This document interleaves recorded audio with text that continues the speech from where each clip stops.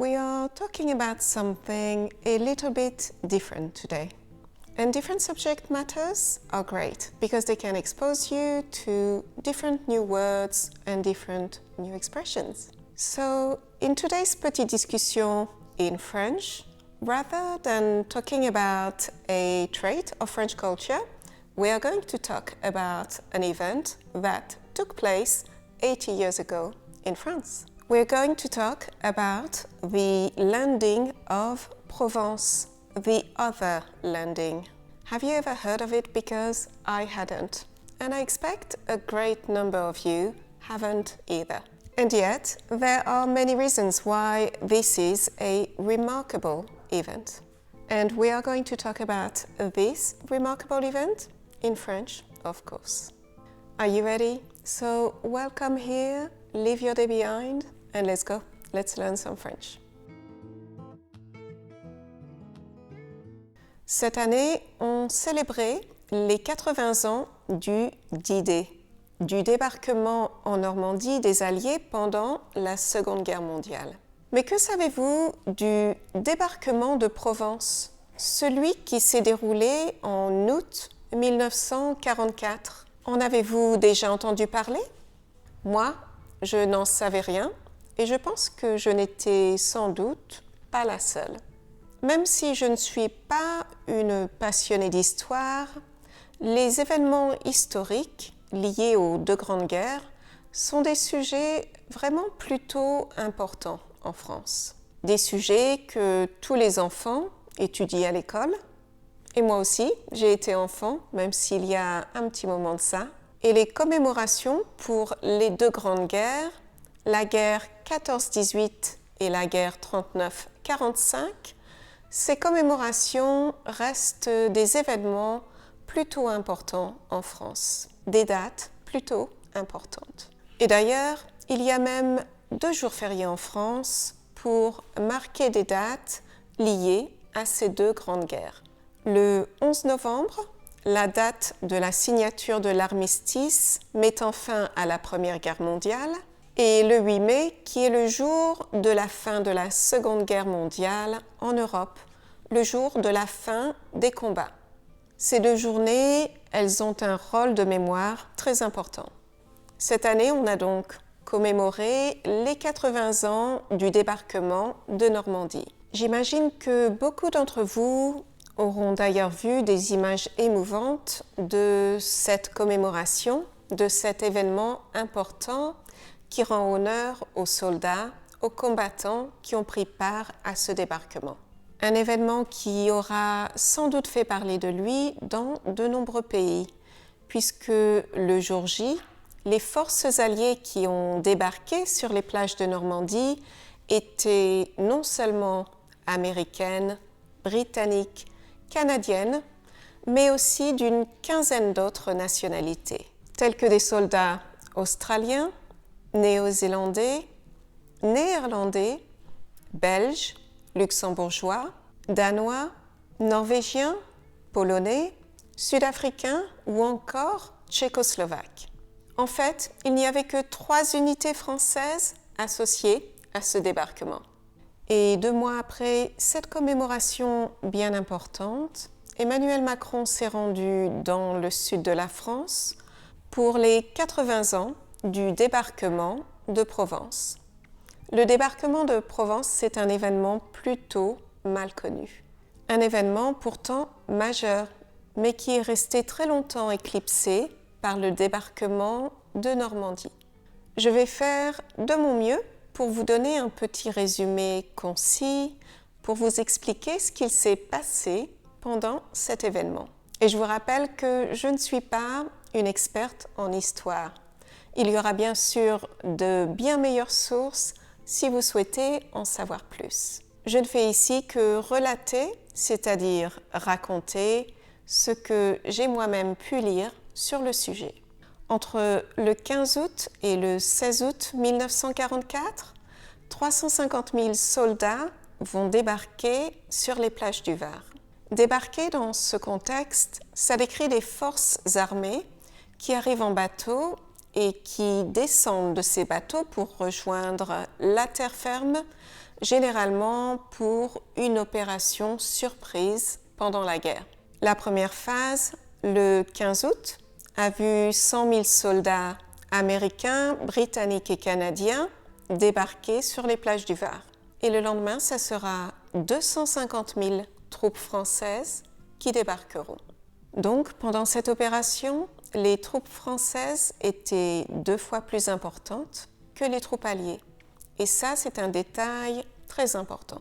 Puisque, rappelez-vous, pendant le débarquement de Normandie, il n'y avait que 3 unités françaises. Ce débarquement, c'était principalement une opération militaire des forces alliées. En 2 semaines seulement, les villes de Toulon et de Marseille et presque toute la Provence étaient libérées. Toulon et Marseille, ce sont des villes très importantes puisque ce sont des villes portuaires. Les ports de Marseille et de Toulon, une fois libérés, deviennent cruciaux pour le transit de plus de 900 000 hommes et plus de 4 millions de tonnes de matériel jusqu'en 1945. Alors qu'on tablait sur une libération dans les 40 jours, il n'en a fallu que 13 pour libérer la Provence. Cette opération, elle permettra ensuite aux troupes de remonter le Rhône, d'arriver jusqu'à Belfort, puis jusqu'en Alsace, et enfin de pousser jusqu'en Allemagne et en Autriche. Donc ce débarquement, il a vraiment été essentiel. Il oblige Hitler à ordonner le repli des troupes qui occupent la partie sud du pays. Ce débarquement, il a tout simplement accéléré de manière décisive le repli des troupes allemandes. Et il a permis la libération des 2 tiers de la France dès la mi-septembre. Cette opération, elle avait été baptisée Opération Dragoon ou Opération Anvil Dragoon. C'est une autre opération qui va prendre les Allemands par surprise. Anvil, c'est le mot anglais pour une enclume. Le marteau, c'était l'opération Overlord, le débarquement en Normandie. L'enclume, c'était le débarquement de Provence qui a permis de prendre en tenaille les forces allemandes. Mais c'est important de se demander qui a débarqué. La Provence, elle doit sa libération en grande partie à l'armée B. L'armée B, ce sont ces troupes qui viennent de l'autre rive de la Méditerranée. Donc le débarquement de Provence commence bien avec des forces alliées, mais le rôle de l'armée française se cristallise le 16 août. L'armée B débarque le 16 août.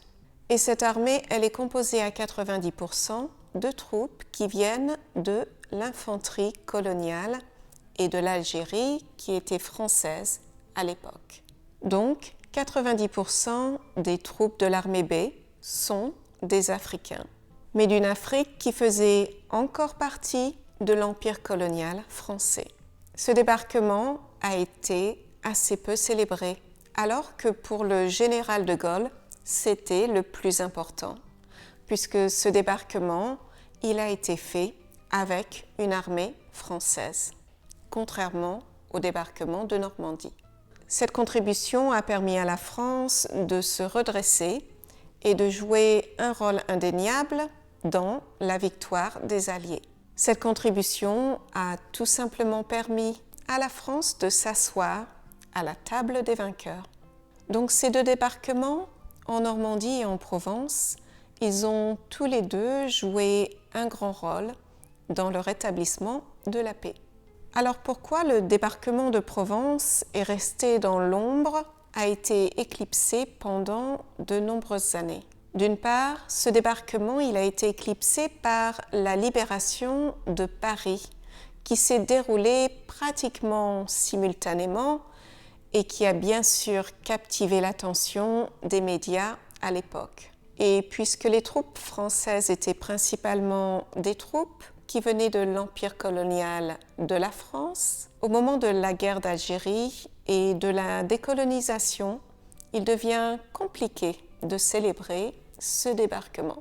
La contribution de l'armée de l'empire colonial a bien été reconnue en 1945, mais après la décolonisation, le rôle de cette armée tombe un peu dans l'oubli. C'est donc une reconnaissance tardive qui revient sous François Hollande en 2014. Une année commémorative qui verra la participation de 19 chefs d'État africains. C'est cette année que François Hollande a inauguré la nécropole de Boulouris, un mémorial près de Saint-Raphaël au-dessus de Toulon qui retrace l'histoire de ce débarquement. Et enfin, il est aussi un peu difficile de rivaliser avec la puissance du cinéma américain. Les gros blockbusters américains comme Le jour le plus long ou Il faut sauver le soldat Ryan se sont concentrés sur l'épisode du débarquement de Normandie. Le débarquement de Provence s'étant déroulé 2 mois après le débarquement de Normandie, avec des troupes principalement françaises, l'effet était moins impressionnant. Les réalisateurs d'Hollywood ne s'y intéressent tout simplement pas. Pour ma part, je suis heureuse d'avoir enfin pris connaissance de ce débarquement grâce aux commémorations de cette année. Bien sûr, un monde sans guerre, c'est toujours une meilleure option. Mais ces commémorations, elles restent tout de même des événements très importants. Elles veulent dire on se souvient et on ne veut pas que ces événements atroces se reproduisent. Dans le monde d'aujourd'hui, c'est d'autant plus poignant. Je me demande s'il y a des experts qui ont regardé ce sujet et je me demande si vous connaissiez le débarquement de Provence avant cette année et avant 2014. Je pense que les Français de la région connaissaient bien entendu cet événement qui, j'imagine, est vraiment resté dans la mémoire locale. Alors si vous en savez plus et souhaitez partager ce que vous savez, n'hésitez pas à le faire en commentaire. J'espère que cet épisode, un peu différent, a été intéressant. Et si vous souhaitez revenir à des sujets un peu plus classiques, je vais vous laisser en description quelques suggestions de nos épisodes précédents où l'on traite de la culture de la France de nos jours.